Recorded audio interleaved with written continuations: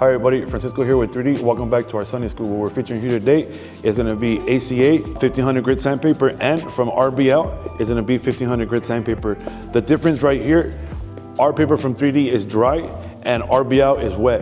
And I'm going to show you the difference and the advantage of sanding with dry and wet. All right, so the sandpaper I'm going to start off with right now is going to be 1500 grit sandpaper from 3D. It's very, very thin, like paper. The key right here is our interface. The hook and loop is different. You want to lighten it up? Turn it on. And this right here is a fresh panel, so it's going to sand very, very good because it's dry. Okay.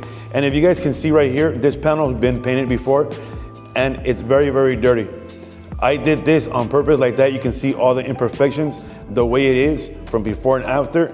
And the reason why the body shop sands is because of all these imperfections you see right here. And when the clear coat is wet and everything that's flying in the air gets stuck onto the surface, and then when I sand it, you're able to see it, as you'll see right now. So you see all those imperfections you see right there? By doing this dry, you're able to see all those imperfections a lot quicker.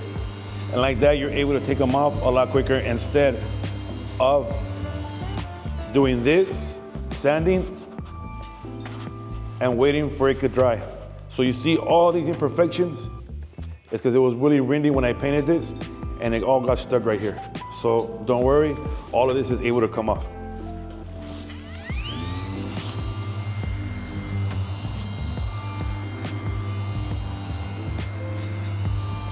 And this clear is very, very hard. It's PPG.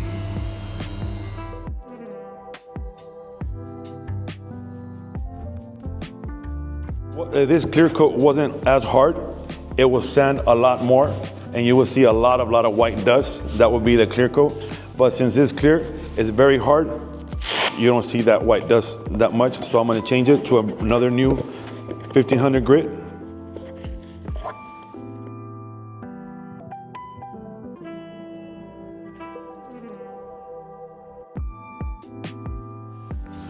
So you see dry, how fast I can dry, and right away I can see all the imperfections.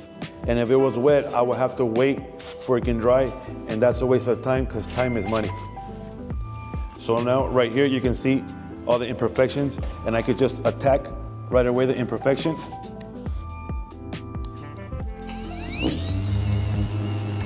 That one's very, very big.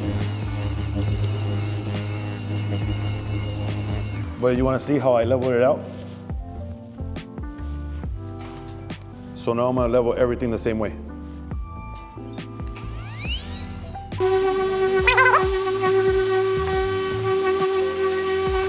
All right, so now that I did a few good passes and I leveled everything out,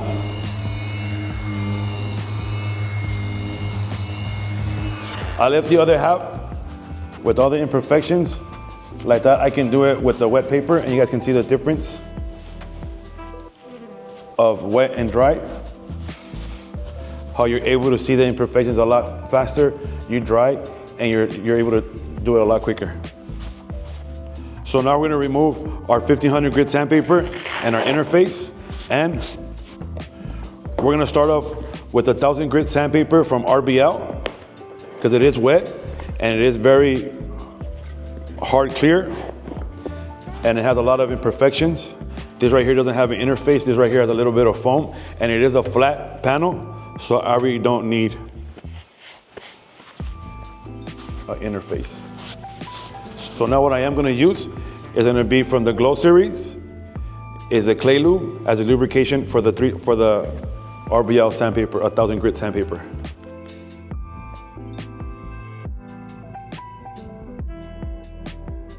At the end of the day, it's just preference. What people like to sand with dry or wet paper. It's just a type of work that you're doing.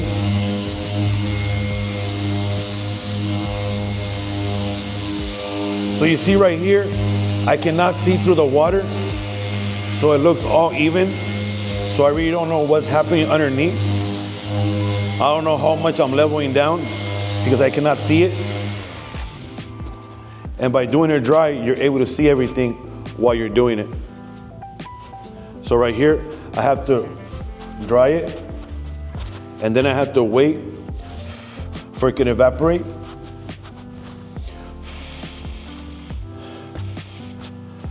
So you see, I still have all the imperfections in there. So I had to do it again. But if I was dry, I was able to see all the imperfections off right away. So now we wet it again. Just a different system, different type of paper. Everything works.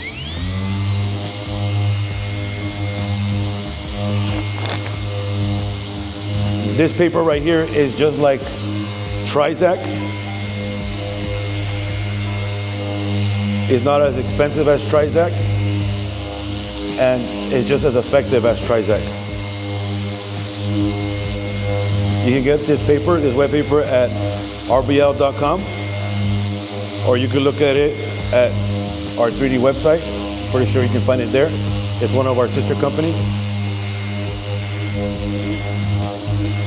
So right here, I'm just trying to stay even, overlapping, like that when I take it, and like that when I dry it. I know that I did an even cut all around.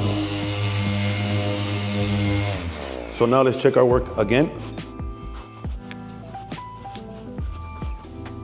So you guys can see now, it leveled it off a lot more compared to this side, to the way it was. Shows before and after.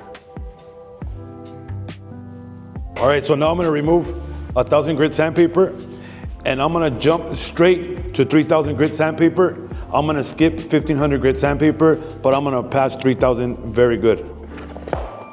A lot of people just use a 3,000 and they skim over it. No, you're not supposed to just skim over it. You're supposed to use it very, very good through. Like that, it eliminates the sandpaper underneath the aggressive sandpaper. So right here, I'm gonna do this half with 3,000, and then the other half, I'm gonna do it with 25 grit sandpaper from 3D. I'm gonna do it dry. This side, I'm gonna do it wet.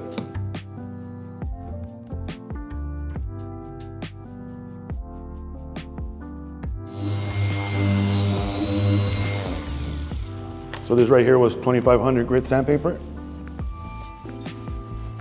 Now, if you can notice, now you start to see clarity.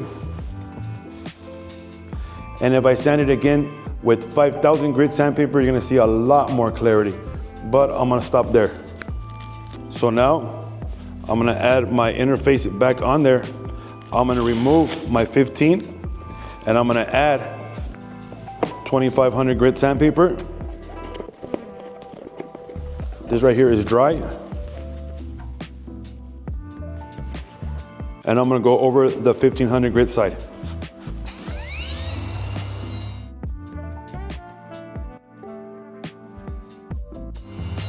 So what the 2,500 grit sandpaper is doing is refining and leveling out the 1,500. Like that, it's easy for me to polish out when I do. So there you go. 2,500 grit sandpaper.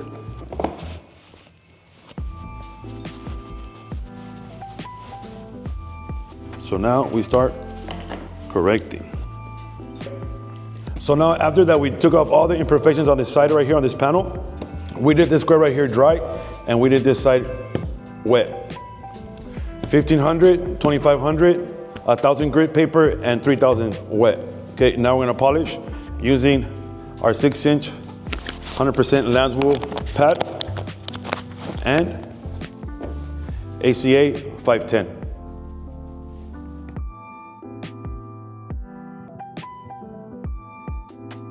All right, so now I have ACA 510 on my wool pad. I'm gonna put it on 3.5, rub it in a little bit.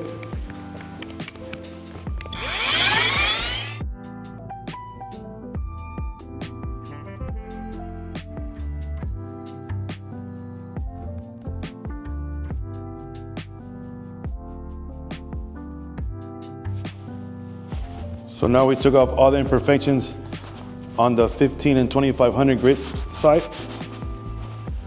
Now we're gonna do the wet sandpaper side, RBL.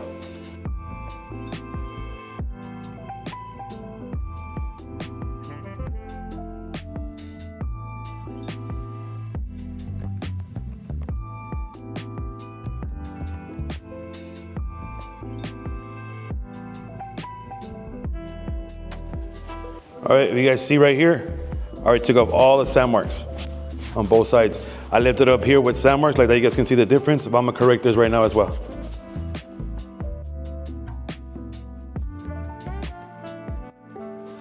So now that I leveled everything out with ACA 510, my next step is ACA 520.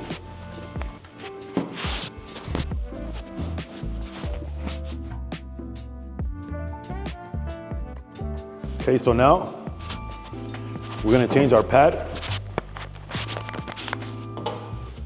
Use our black finishing pad.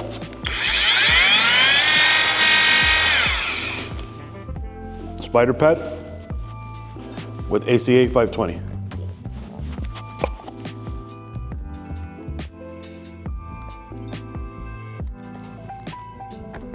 The pad is dry, so you wanna make sure you don't dry buff.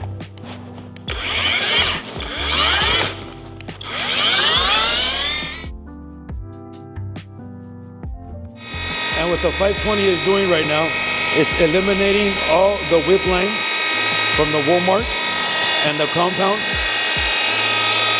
It's eliminating all the holograms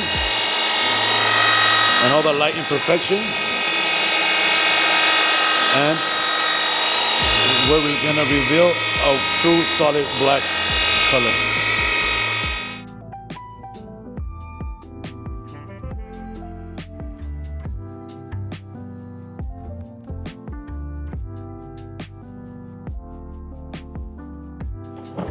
That right there helps me to eliminate the pattern of the machine.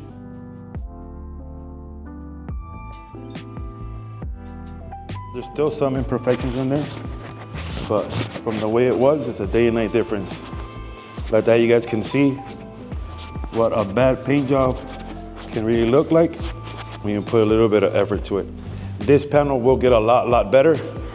This is my test panel, so all of that will come off eventually from all the testing that I do. All right, so this right here is just a quick recap of what we used. We used from RBL 1000 and 3000 grit sandpaper wet, and our 15 and 2500 grit sandpaper dry. And we followed it with ACA 510, 520 to make it pop, our 100% Landswool pad, and our finishing black spider pad. I want to thank you guys again for joining us on our Sunday school. It's been a while. See you guys next time. You guys take care.